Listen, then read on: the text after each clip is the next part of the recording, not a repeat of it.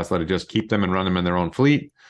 Maybe they'd sell them to fleet operators, but it'd be unlikely that they're going to, at some point, they may stop selling cars to consumers, or at least stop selling some of the biggest volume cars to consumers. They'll probably still sell Roadsters and S's and X's to consumers because they're less likely to be robo-taxi fleet vehicles. With that assumption in mind, that imagine in 2030, Tesla has a fleet of 10 million robo-taxis, and each of their robo-taxis on average generates $50,000 a year in gross profit.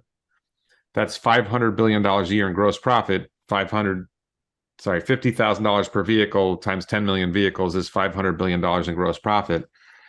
And then you figure that's like $350 million in net profit. And then you give it a price earnings multiple of 30 and you're at $10 trillion in market cap. And that's with, I think, very conservative assumptions about where robotaxi would be if they're able to deliver it. And that's leaving out Tesla Energy. That's leaving out AI training as a service. That's leaving out selling cars to customers. It's just that one aspect of the business turns Tesla into a $10 trillion market cap. And then you can take it a step further and say, what's the total addressable market of transportation of this form? And the Earth currently has 2 billion vehicles. And 10 million vehicles, 10 million robotaxis might replace 50 million cars.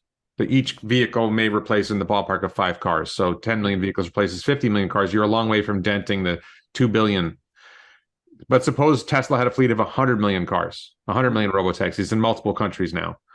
And the average robotaxi only makes $20,000 a year in gross profit. Right? So we've increased the volume of vehicles by 10x, and we've reduced the profit from $50,000 a year to $20,000 a year. So it's, it's a 2.5-fold reduction in the profit per vehicle. Now you have